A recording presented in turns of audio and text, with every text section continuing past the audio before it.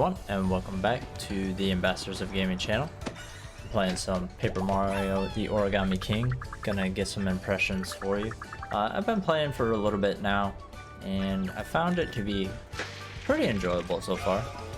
It's not very difficult. I had heard that these were more RPG-like, and so I kind of expected it to be more on the RPG side, but this is very Nintendo, like very friendly to, you know, young children and stuff like that. It's not very difficult, I found, other than the combat is super weird. So I guess let's just go straight into the combat so you can kind of get an idea of what that's like.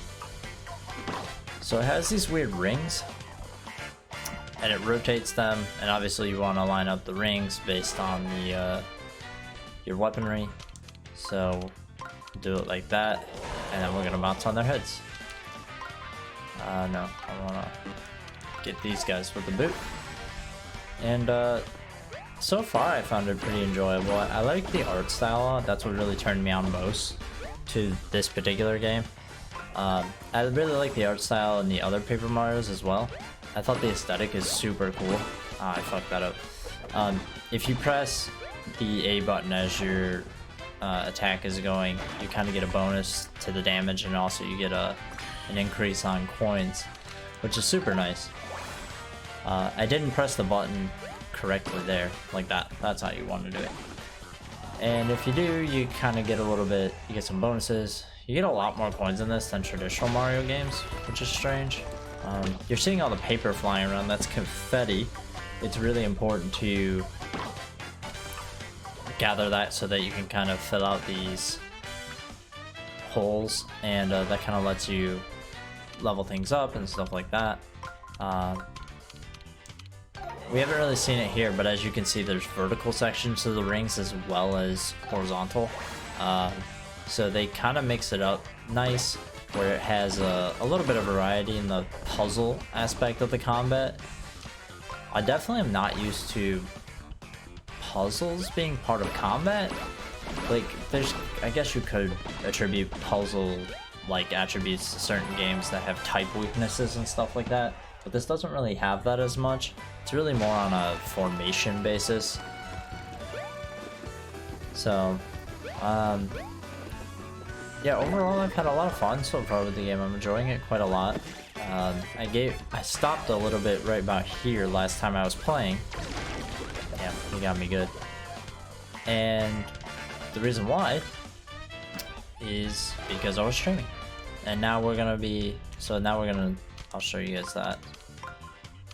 So you're gonna wanna, oh no, that's totally not it. You wanna do it this way. I'm really not doing a good job of showing off things here. There we go. Alright. So you wanna line it up kind of like that if you're gonna use the hammer. So as you can see, the combat and the puzzles get a little bit interesting. And I can never get the hammer right. I can get the jump real well. That one's a lot easier. The hammer, I don't get the timing as well.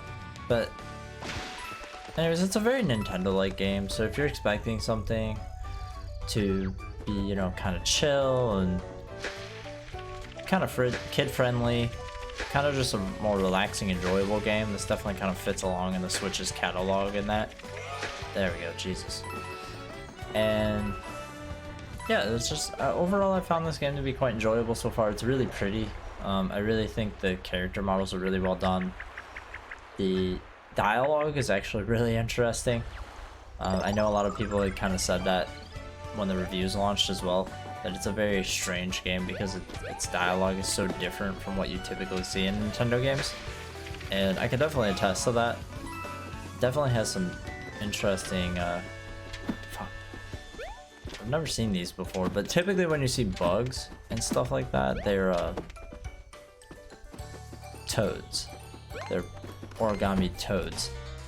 And you kind of need to interact with the environment a lot in this game to make sure that you're getting everything that you can. Okay. So this is more of the lining up type deal. And like I said, the combat's not really all that difficult. Sometimes the puzzles are really intricate because you have a really strict time limit. I gotta kill these guys. I've never faced these enemies, so I guess they have they take more damage. So I guess I'm gonna have to get hit by those ones, which is not really how I wanted to do this, but it's better than getting hit by, you know, 8 at the same time. I'm not sure you could line that up well, because you only get... I only have 1 action now? Jeez, alright. Maybe you can combo off of that, but it doesn't look like it. Yeah, it's their turn, so they're gonna hit me again. Anyways, I found my time enjoyable with it. As you can see in the upper right, there's the combat timer. You only have a certain amount of time to figure out how to line things up and get your attacks ready.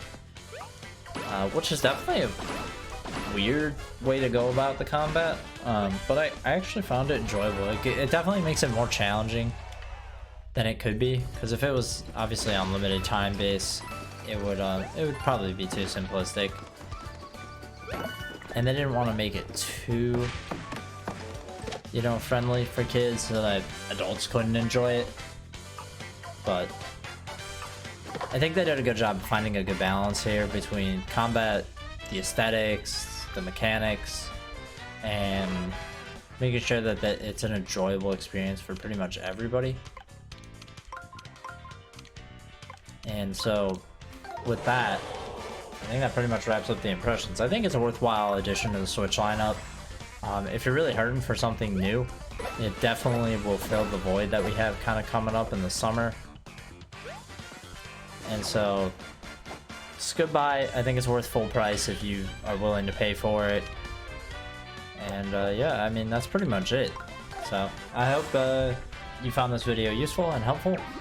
If not, of course, let us know. We always want feedback. And we would like to hear what you're thinking if you've picked it up or if you have interest in it. And until next time, friends, I'm Ambassador Michael. Thank you for your time, and we'll see you next time. Bye.